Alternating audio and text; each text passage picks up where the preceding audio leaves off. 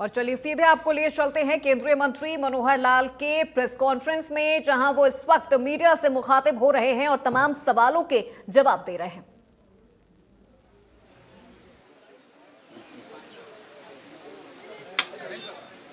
तो हरियाणा की टीम, चंडीगढ़ की टीम और पंजाब की टीम, तीनों स्टेट्स हैं एक साथ। नमस्कार, रुके मिलते हैं, बाद में मिलते हैं।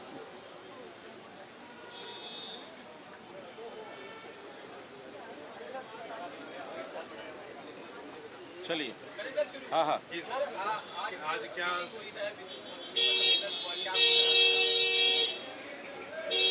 मित्रों, पावर डिपार्टमेंट के नाते से वर्षों से एक परंपरा रही है कि जितने देश भर में स्टेट्स के पावर मिनिस्टर्स होते हैं उन सब की एक एनुअल कॉन्फ्रेंस होती है। लेकिन इस बार हमने अपनी एनुअल कॉन्फ्रेंस करते हुए ये तय किया था कि वर्ष भर में देश भर की कुछ रीजनल कॉन्फ्रेंस करेंगे। तो आज उसी क्रम में चौथी रीजनल कॉन्फ्रेंस ये हुई है। इससे पहले सिक्किम में हुई थी, मुंबई में हुई, बेंगलोर में हुई और आज ये चौथी कॉन्फ्रेंस नॉर्थ वेस्ट की ये जो कॉन्फ्रेंस है 10 राज्यों ने इसमें अपनी उपस्थिति कराई है, जिसके अंदर हरियाणा, पंजाब, चंडीगढ़, राजस्थान, दिल्ली, उत्तर प्रदेश, उत्तराखंड, हिमाचल प्रदेश, जम्मू कश्मीर, लद्दाख, इन सब प्रदेशों के प्रतिनिधि, कई प्रदेशों के केवल अधिकारी आए थे, कुछ प्रदेशों के हमारे मंत्री भी थे, जैसे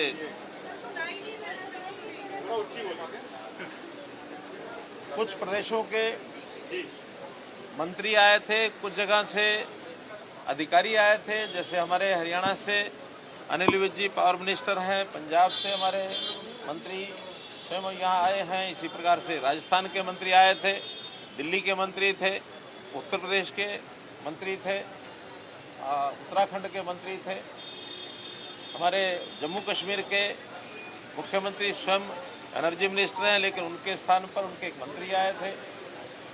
इसी प्रकार से कुछ प्रदेशों के अधिकारी भी आए थे।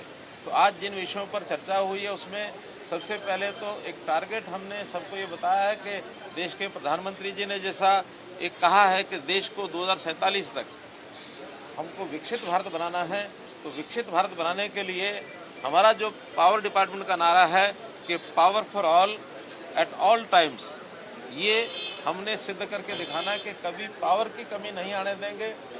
जो प्रदेश, जो देश पावर डेफिसिट होता था, आज पावर सरप्लस की ओर हम जा रहे हैं और पावर सरप्लस हम हो चुके हैं।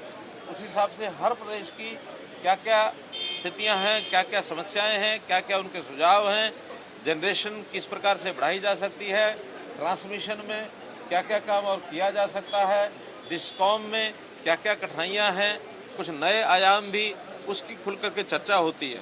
लगभग 6 घंटे की इस मीटिंग में हर विषय की बारीकी से चर्चा हुई और मुख्य रूप से जिसके अंदर ये तय किया गया कि हम आने वाले 2025 अगस्त तक पहला विषय तय किया है कि जो प्रीपेड स्मार्ट मीटर्स हैं, सभी government offices, government employees, government colonies, इन सब में 31 अगस्त तक प्रीपेड मीटर लगा दिए जाएंगे, ताकि पहले पेमेंट करो जैसा हम टेलीफोन के विषय में करते हैं, बाद में आपको सेवा मिलेगी। इसको बाद में और भी समाज के बाकी कंज्यूमर के ऊपर भी लागू किया जाएगा। और मैं समझता हूँ इसमें जो हमारे कमर्शियल, इंडस्ट्रियल और हाई लोड कंज्यूमर्स हैं, सेकंड फेज में उनको लिया जाएगा, उसके बाद बाकी और मीटर्स को लिया जाएगा। इसी प्रकार पीक डिमांड एक ऐसा विषय होता है जिसके हिसाब से हमको पावर की सप्लाई, इसको ध्यान करना होता है। पीक डिमांड सामान्यतः गर्मी के दिनों में आता है। पिछले वर्ष 2024 में पीक डिमांड जो थी 250 गीगावाट की ये आई थी। इस बार ऐसा अनुमान लगाया जा रहा है कि हम कभी भी 269 गीगावाट तक भी हमारी डिमांड हो सकती है, जिसके लिए हमारी तैयारी है कि जनरेशन उस समय तक उतनी पूरी रहेगी, कोई कमी नहीं आएगी, ऐसा मैं मानकर चलता हूँ। हमारे यहाँ इंटर स्टेट ट्रांसमिशन सिस्टम, क्योंकि स्टेट्स को अपना जो ट्रांसमिशन सिस्टम बनाना होता है उसको किस प्रकार से और मजबूत किया जाए, और उसमें भी टैरिफ बेस्ड कम्पिटिटिव बिडिंग के ऊपर और इस सिस्टम को लाया जाए ताकि एक उचित दाम के ऊपर और ट्रांसमिशन लाइन्स प्राइवेट जो पार्टनर्स हैं हमारे वो भी इसमें आ सके, और इसी आधार पर कंपटीशन में स्टेट्स और प्राइवेट पार्टनर्स पीपीपी के मॉडल के ऊपर और इस ट्रांसमिशन लाइन में आ सकें, इसके ऊपर ध्यान कर रहे हैं। जहाँ तक इंफ्रास्ट्रक्चर की कुल मिलाकर इन्वेस्टमेंट का विषय है, इन्वेस्टमेंट सारे देश भर में 2032 तक ऐसा अनुमान है कि 45 लाख करोड़ रुपए की इन्वेस्टमेंट होने वाली है। बड़े इन्वेस्टमेंट का ये विषय है। प्रदेश भी अपने पास से इन्वेस्टमेंट करें। केंद्र ने 1.5 लाख करोड़ रुपया और एक 50 साल के लिए फ्री ऑफ इंटरेस्ट कॉस्ट ये जारी किया है। इस इंफ्रास्ट्रक्चर के लिए उस पैसे का स्टेट्स उपयोग करें, ऐसा सबको बता दिया गया है। सभी राज्यों के लिए 1.5 लाख करोड़ रुपया ये कॉस्ट यानी फ्री ऑफ इंटरेस्ट कॉस्ट 50 साल के लिए ये लोन दिया जाता है, जिसमें स्टेट्स अपने ढंग से उसको उपयोग करेंगी। उसके लिए पावर की लाइंस के लिए भी उसका उपयोग किया जा सकता है, ऐसी जानकारी खुद भी है सबको। पावर परचेज कॉस्ट ये किस प्रकार से हम कम करें और लोगों को बिजली सस्ती कैसे मिले, इसके लिए कंपटीशंस में सब लोग आकर के अपने काम को करें, और इसमें एनर्जी एफिशिएंसी कि हम उतनी पावर से ज़्यादा अप्लायंसेस को ज़्यादा उपयोग हम कैसे कर सकते हैं, उसके नॉर्म्स बनाए गए हैं, वो भी सब बता दिए गए हैं। इसी प्रकार डिस्ट्रीब्यूशन लॉसेज ये बहुत ज़्यादा जिन प्रदेशों में है उनको आगाह किया गया है कि डिस्ट्रीब्यूशन लॉसेज को कम करें। ऑन एवरेज नेशनल लेवल पर 16% ये AT&C लॉसेज हैं, लेकिन कुछ प्रदेशों के आज भी 17%, 18%, 20% तक भी हैं। वो कैसे अपने लाइन लॉसेज को कम करें, कैसे अपने स्मार्ट मीटर लगाएं, बिजली की चोरी रोकें, इससे भी हमारे डिस्कॉम्स मजबूत होंगे तो बिजली की व्यवस्था और अच्छी बनेगी। ग्रीन एनर्जी कॉरिडोर्स, अब देश में एक ये भी हमें प्रतियोगिता करनी पड़ेगी कि हम रिन्यूएबल एनर्जी को कितना ज़्यादा लागू कर सकते हैं, पैदा कर सकते हैं और लोगों को सप्लाई कर सकते हैं। 2014 में जो हमारा ग्रीन एनर्जी का शेयर था वो 32% था, आज 49% तक पहुंच गया है। बहुत जल्दी हम 50% पार करने वाले हैं। और ग्रीन एनर्जी के नाते से जितनी इंडस्ट्री है वो अपने प्रोडक्ट्स वो कैसे ग्रीन एनर्जी से उत्पादित हों, ताकि आने वाले समय में जो इंटरनेशनल लेवल पर कुछ रेस्ट्रिक्शंस लगाई जाने की संभावना है कि ग्रीन एनर्जी से बना हुआ प्रोडक्ट वही एक्सपोर्ट हो पाएगा, तो हम अपनी इंडस्ट्री को ग्रीन एनर्जी ज़्यादा दे सकें। इसके लिए ग्रीन एनर्जी कॉरिडोर ये बनाने की शुरुआत हमने कही है। हर प्रदेश में एक दो ग्रीन एनर्जी कॉरिडोर बनाने की योजना बनाएं, ताकि अगले वर्ष में ग्रीन एनर्जी कॉरिडोर ये बन सकें, उस इंडस्ट्री को हम ग्रीन एनर्जी प्रोडक्ट ये बना सकें। इसी प्रकार से ऑपरेशनल एफिशिएंसी को बढ़ाने के लिए और डिस्कॉम की फाइनेंशियल वायबिलिटी को बढ़ाने के लिए जो हमारे AT&C लॉसेज हैं उनको कम करने के लिए RDSS जो एक प्रोग्राम हमारा है उसके माध्यम से अधिक सहायता ये दी जा सके। उसमें बहुत से प्रोजेक्ट्स का डिमांड हमारे पास आई है, सुझाव भी आए हैं, उसके हम पॉजिटिवली विचार करेंगे। हम इन सब प्रायोरिटीज़ को ध्यान करते हुए ये अश्योर करते हैं कि अब आने वाले समय में हम अपनी आवश्यकताएं तो पूरी करेंगे ही करेंगे, हम पावर की आवश्यकता पड़ने पर दूसरे देशों को जो हमारे पड़ोस के देश हैं उनको भी अगर बिजली की आवश्यकता होगी तो हम उनको एक्सपोर्ट करने की स्थिति में भी होंगे। आज इस समय भूटान, म्यांमार, बांग्लादेश और श्रीलंका तो अभी होना है, बाकी 3 देशों में एक्सपोर्ट कर रहे हैं। नेपाल ऐसा प्रदेश है जिससे हम इंपोर्ट भी करते हैं, एक्सपोर्ट भी करते हैं। अब आगे चलकर UAE, इनके साथ भी हमारा समझौता हुआ है, करार हुआ है। एक अंडर द सी केबल, इसका एक MOU हुआ है जो 2000 किलोमीटर की एक समुद्र के अंदर एक ट्रांसमिशन लाइन ये बिछाई जाएगी। 30,000 करोड़ रुपए का उस पर खर्च आएगा। ये अभी पाइपलाइन में है इस विषय को, और मैं समझता हूँ इसकी सफलता मिलने के बाद हम इंटरनेशनल लेवल पर एक बड़ा कदम पावर सप्लाई का, जो टू एंड फ्रो इंपोर्ट भी कर सकते हैं, एक्सपोर्ट भी कर सकते हैं, इस लाइन पर भी हम काम कर रहे हैं। कुल मिलाकर के पिछले एक वर्ष में पावर डिपार्टमेंट में पर्याप्त काम हुए हैं। आगे आने वाले समय में भी पावर डिपार्टमेंट की ओर से हम देश की जनता को भी, एडमिनिस्ट्रेशन को भी, सबको विश्वास दिलाते हैं कि इस डिपार्टमेंट के माध्यम से जो ऊर्जा की हमारी आवश्यकता, देश को विकसित भारत बनाने के लिए हमारा ट्रेड बढ़े, हमारी इंडस्ट्री बढ़े, हमारे पावर की जो आवश्यकता है, चाहे वो कंज्यूमर के लिए किसी भी रूप में आवश्यकता, उसको पूरा करें। हमने प्रीपेड मीटर्स की बात की है, प्रीपेड मीटर्स की हमने बात की है, तो प्रीपेड मीटर्स का लगातार विरोध होता रहा है। प्रीपेड मीटर्स को लेकर पंजाब अगर या हरियाणा या और भी जगहों की बात करें, नॉर्थ में खासकर उसका विरोध काफी हुआ था, खासकर किसानों की तरफ से। उसको गांवों में बहुत सारा विरोध हुआ था। हालांकि क्या ये स्कीम है सिर्फ सरकारी अफसरों तक ही, सरकारी ऑफिस में सीमित रहेगी या फिर लोगों तक भी आएगी? देखिए, इसीलिए हमने इसको चरणबद्ध तरीके से किया है, ताकि लोगों में कोई भ्रम ना रहे कि प्रीपेड से किसी प्रकार को कोई ज़्यादा पैसा देना पड़ेगा। और किसान को तो वैसे भी इसकी चिंता इसलिए नहीं करनी है, चाहे हरियाणा हो, चाहे पंजाब हो या अन्य प्रदेश हो, किसानों को आज बिजली लगभग प्राय फ्री मिलती है। जितना किसानों का बिल है वो सब सरकारें सब्सिडी के रूप में देती हैं, चाहे पंजाब है, चाहे हरियाणा है। खासकर दो प्रदेश की बात करता हूँ, किसान को बिजली फ्री मिलती है और उसकी सब्सिडी सरकार देती है। इसलिए उनके लिए कोई महत्व नहीं है कि वो प्रीपेड होता है या नहीं होता है। जहाँ जिन लोगों को, जो कंज्यूमर रियल में अपने बिल का पेमेंट करते हैं, उसमें हमने स्टार्ट किया है गवर्नमेंट के ऑफिस से। और गवर्नमेंट ऑफिस में भी जो हायर लेवल के जितने ऑफिसर्स हैं, जो नेता हैं, जो उनके मंत्री हैं, मैंने तो यहाँ तक आज ये कहा है कि सबसे पहला प्रीपेड मीटर हमारे मुख्यमंत्रियों का घर से लगना चाहिए, पावर मिनिस्टर्स के घर से लगना चाहिए। हमारे दोनों पावर मिनिस्टर खड़े तो इसलिए हम अपने से शुरू करेंगे ताकि इसका एक डिसिप्लिन बैठे। इस डिसिप्लिन में मैंने बताया बड़ी मात्रा में हमको चूँकि इन्वेस्टमेंट का पैसा जो इकट्ठा करना है, एक मात्रा ये है कि इसमें 1-2 महीने का जो सारे देश भर का बिल है वो अगर पहले आता है तो इन्वेस्टमेंट में काम आएगा। इसलिए बाकी लोगों पर तो 1-1 महीने का, 2-2 महीने का। इसमें एक और भी मैं आपको जानकारी देना चाहता हूँ, कुछ प्रदेशों में इसके लिए स्कीम बनाई गई है 2%, 3%, हरियाणा ने तो 5% किया कि जो प्रीपेड मीटर लगवाएगा 5% का हर महीने उस बिल में उसको कंसेशन भी मिलेगा। और 1 महीने में अगर 5% मिलता है और 12 महीने में उसी राशि से 5% लेगा तो 60% का लाभ उसको मिलेगा। अपने आप में इतना बड़ा रेवेन्यू तो किसी भी चीज़ में नहीं मिल सकता, 60% किसी अमाउंट के ऊपर। लेकिन कुल मिलाकर जब लगाएंगे तो उसका लाभ जब महसूस करेंगे तो अपने आप आगे बढ़ेंगे। जीरो कार्बन आत्मनिर्भर बने, तमाम स्टेट बिजली के क्षेत्र में आत्मनिर्भर बने, इसको लेकर भी कुछ चर्चा करेंगे।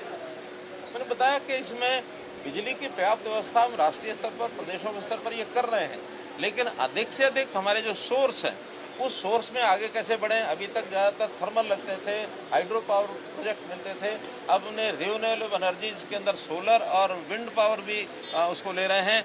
सोलर तो क्योंकि सारे पूरे ज्योग्राफिकल क्षेत्र के अंदर सोलर कहीं भी मिल सकता है। हमने घर घर में रूफटॉप सोलर सिस्टम मुफ्त बिजली योजना इसको चलाया है। प्रधानमंत्री जी ने कहा तो हर घर में सोलर लग जाए तो अपने घर की पावर वो दे सकता है। बल्कि किस प्रकार से उस सोलर पावर का उपयोग करने का बचता है तो ग्रिड में डाल करके उसका पैसा भी उसको मिल सकता है। हमारे खेतों में किसान जो हैं वो बिजली का उत्पादन करें, खेती का उत्पादन तो करते हैं, ऊर्जा का उत्पादन भी करके उसकी कमाई कर सकते हैं। इसलिए आत्मनिर्भर हर परिवार बन सकता है, हर गांव बन सकता है, हर शहर बन सकता है और उसके बाद देश और प्रदेश में आत्मनिर्भरता आएगी, क्योंकि बहुत बड़ा क्षेत्र है। इसलिए आत्मनिर्भर बनाने के लिए जितने भी आयाम है बिजली पैदा करने के लिए सब हम कर रहे हैं। खासकर बॉर्डर स्टेट्स है, चाहे जम्मू कश्मीर हो, पंजाब हो, क्या कुछ मांग है उनकी और क्या आपकी तरफ से जो है उसको इवैल्यूएट करके क्या कुछ उनको दिया जाएगा? देखिए, इसमें कोई स्पेशल पैकेज इस प्रकार का नहीं होता है।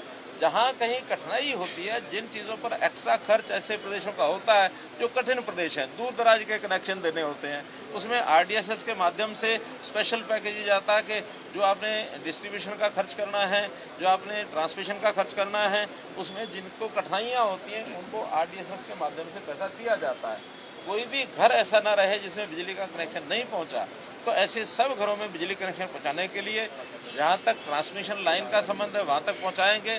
कुछ एरिया ऐसा है कि ट्रांसमिशन लाइन पहुंचाना कठिन है। आइसोलेटेड स्टैंड जो घर है उसको सूर्य घर बिजली योजना के माध्यम से सौर ऊर्जा और साथ में बैटरी इसकी सहायता भी दी जाएगी, ताकि हर किसी को 24 आवर बिजली मिलने की संभावना बने और कोई घर ऐसा बचे नहीं जहाँ बिजली न पहुंचे। एक और जहां आत्मनिर्भर की ओर बढ़ रहे हैं, आपकी सभी प्रदेशों को आत्मनिर्भर बनाया जाए, वहीं चुनावों में वादा किया जाता है फ्री बिजली देंगे और फ्री बिजली देने की बात कही जाती है। उसको किस तरह से देखते हैं आप? कहीं ना कहीं वो उसके अंदर बाधा नहीं आएगी? दो चीजें, एक सवाल है, पंजाब में बुरा हाल हो रहा है, सीएम के ऊपर बोला बिजली पैसे जमा करो 24 घंटे बिजली। देखिए, ये सुन लीजिए। ये दो चीजें हमको अलग अलग करके देखनी पड़ेंगी। एक है बिजली डिपार्टमेंट, उसकी कंपनियां, डिस्ट्रीब्यूशन कंपनी। एक है सरकार। अगर कोई घोषणा मुफ्त बिजली की करता है, कोई भी सरकार करे, कोई पार्टी करे, चुनाव में करे, चुनाव के बाद करे, उसका बिजली कंपनियों पर असर नहीं जाएगा। बिजली कंपनी तो जितना उसका पैसा रेट टैरिफ है वो तय टैरिफ है, वो सरकार अगर घोषणा करेगी तो उनको सब्सिडी देनी पड़ती है। सब्सिडी दे करके कोई फ्री दे ना दे सरकार का काम है। सरकार अलग चीज़ है, बिजली कंपनी अलग चीज़ है। बिजली कंपनी को घाटा नहीं होना चाहिए, इसके लिए रेगुलेटरी कमीशन होते हैं। रेगुलेटरी कमीशन तय करते हैं कि कितना टैरिफ के माध्यम से पैसा आएगा और कितना बिजली पर खर्च होगा, वो दोनों बराबर रहने चाहिए। फिर भी कुछ कंपनियों को जो घाटा है उस घाटे को अगले सालों में पैसा पूरा करेंगे। हर साल ऐसा एक हिदायत दी गई है कि जो महंगाई दर होती है, महंगाई दर के बराबर तो कम से कम बिजली के रेट बढ़ने ही चाहिए। तो बहुत जगह इकट्ठा करके बढ़ाते हैं, कभी हर साल बढ़ाते हैं। जैसे हरियाणा ने इस बार 10% अपने पावर रेट बढ़ाए हैं, केवल इसलिए कि क्योंकि महंगाई दर हर साल 4-5% बढ़ता है। तो ऐसा गरीब को थोड़ा कम देना पड़े, क्रॉस सब्सिडी के नाते से जो ज़्यादा पे कर सकते हैं उनके ऊपर ज़्यादा लगाया जाता है। लेकिन बिजली की जो कंपनियां हैं डिस्कॉम से वो घाटे में ना आए, ये पूरा ध्यान रखा जाता है। क्या कुछ ऐसी स्कीम्स आएंगी जो गरीब घर हैं उनको सोलर पावर से जो है वो बनाया जाए? क्योंकि आजकल उनकी बात की जा रही है, बहुत सारे घर ऐसे होंगे शायद जिनमें शायद वो बिजली का बिल तो आ जाता है, बट वो बिल ना देने की वजह से बने हुए हैं। हमने उसकी सूर्यघर बिजली योजना की जो स्कीम बनाई है उसके अंदर 3 किलोवाट तक 78,000 रुपया सरकार देती है और उसकी राशि थोड़ा 1.5 लाख रुपए तक लगती है। बाकी उस कंज्यूमर से लेते हैं, कंज्यूमर नहीं दे सकता, बैंक से व्यवस्था कराते हैं ताकि बैंक में थोड़ा थोड़ा पैसा दे करके और वो उसका इंडिपेंडेंट यूनिट हो सकता है। कुछ प्रदेशों ने अपनी ओर से भी सब्सिडी में पैसा जोड़ा है। 78,000 रुपया भारत सरकार देती है, कुछ पैसा प्रदेश सरकारें जोड़ती हैं। तो बहुत बड़ी संख्या में सोलर पावर के मुफ्त सूर्यघर बिजली योजना इसके प्रोजेक्ट लगने शुरू हो गए हैं। और जो गरीब जनता है जिनको हम बिल्कुल जीरो बिल पर लाना चाहते हैं, उन सबके घरों में धीरे धीरे सोलर पावर सूर्यघर बिजली मुफ्त बिजली योजना के कनेक्शन ये दिए जाएंगे ताकि उनके ऊपर बिल ना आए। और एक बार इन्वेस्टमेंट होने के बाद सूर्य योजना जो है सूर्यघर योजना के माध्यम से उनको लाभ मिल सकता है। में भी लगातार कमी को देखने के लिए खासकर हरियाणा में जब से आपने डिपार्टमेंट संभाला तो काफी इम्प्रूवमेंट हुआ है। डिपार्टमेंट विज साहब के पास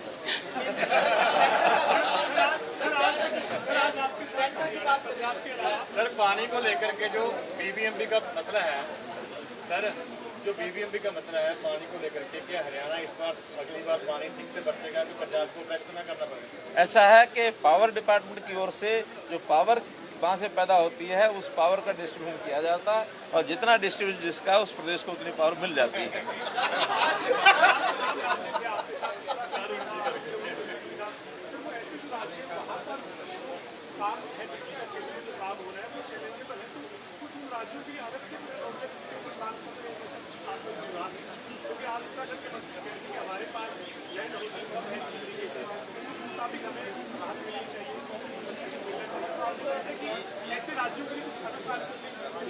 देखिए, जो राज्य अपने पावर प्रोजेक्ट लगाते हैं उनको सरकार सब्सिडी देती है, खास करके पहाड़ी राज्यों को।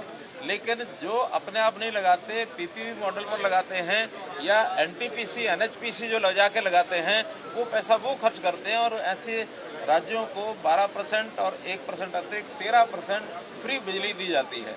इसलिए दोनों रास्ते खुले हैं। स्वयं बनाना चाहें तो अपनी बिजली अपने आप बेच सकते हैं, उसमें सरकार मदद करेगी पर मेगावाट के हिसाब से। और जो स्वयं नहीं खर्च करना चाहते कोई भी बाहर से आके खर्च करेगा उसको 13% उनको पावर फ्री दी जाएगी, एक नियम। हरियाणा में जो नया प्रयोग हो रहा है कि सोलर हाउस बनाए जा रहे हैं गांवों के अंदर सोलर हाउस बनाए जा रहे हैं, तो ऐसी चर्चा कोई बैठक में भी हुई कि दूसरे प्रदेशों में भी ऐसा हो कि किसानों को बिजली मिल सके, जिससे दिन में बिजली मिल सके, रात को उनको ना जागना पड़े। देखिए, किसानों के लिए कुसुम योजना में पहले से ट्यूबवेल की बिजली के सारे प्रावधान पहले से हैं। अब विषय आ रहा है कि गांव में जो सूर्य घर बिजली योजना है वो हर घर में अलग लगाने के बजाय गांव का सामूहिक पूरे इकट्ठा एक ही स्थान पर लगा दिया जाए। गांव में पंचायत के पास जमीन भी होती है, तो इकट्ठा लगाने के बाद वो योजना पहली बार आई है, लेकिन उसका कोई ना कोई हमारा MNRE डिपार्टमेंट जो है उसमें नई स्कीम बना के देगा, ताकि इंडिविजुअल जो लाभ दे रहे हैं वो सारे गाँव के सब लोगों का मिला जुला लाभ देके और सारे गाँव के लोग उसको बना करके संभालें, ऐसा हम योजना बना रहे हैं। एक इधर पंजाब अक्सर ये आरोप लगाता है कि केंद्र की तरफ से जो RDF का पैसा वो जारी नहीं किया। RDF नहीं, RDF और कुछ होता है, RDF मत चला देना यहाँ। RDSS की स्कीमें जो होती हैं वो सारे देश भर के लिए बनाई जाती हैं, उसमें किसी के साथ कोई पक्षपात नहीं किया जाता। डिमांड सबकी अपनी अपनी अलग अलग रहती है। स्पेशल डिमांड कोई स्पेशल एरिया हो, जैसे नॉर्थ ईस्ट में कुछ एरिया है, बिल्कुल बॉर्डर के ऊपर कुछ एरिया है, ऐसे दूर दूर के जो घर हैं उनके लिए स्पेशल प्रोविजन किए जाते हैं, लेकिन बाकी प्रदेश में RDS का सब एक समान पैसा दिया जाता है। स्मार्ट मीटर के लिए पैसा दिया जाता है, डिस्ट्रीब्यूशन लाइंस के लिए पैसा दिया जाता है। तो ये सारी डिमांड के ऊपर निर्भर करता है, वो डिमांड कैसी है और उस डिमांड की वहाँ कितनी आवश्यकता महसूस की जाती है, उस हिसाब से उसका निर्णय किया जाता है। बहुत बहुत धन्यवाद।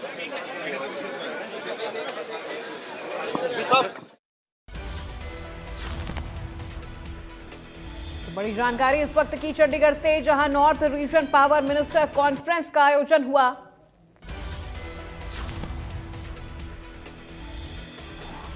चंडीगढ़ से बड़ी जानकारी, north region power minister conference के बाद बोले केंद्रीय मंत्री मनोहर लाल, मीडिया के तमाम सवालों के जवाब दिए। उन्होंने कहा 2047 तक विकसित भारत बनाने का लक्ष्य है और कभी पावर की कमी नहीं आने दी जाएगी। मनोहर लाल ने तमाम मीडिया के सवालों के जवाब दिए। उन्होंने कहा मीटिंग में सभी ने समस्याओं को रखा है, उन तमाम समस्याओं पर हम चर्चा कर रहे हैं और उन्हें जल्द से जल्द दूर किया जाएगा।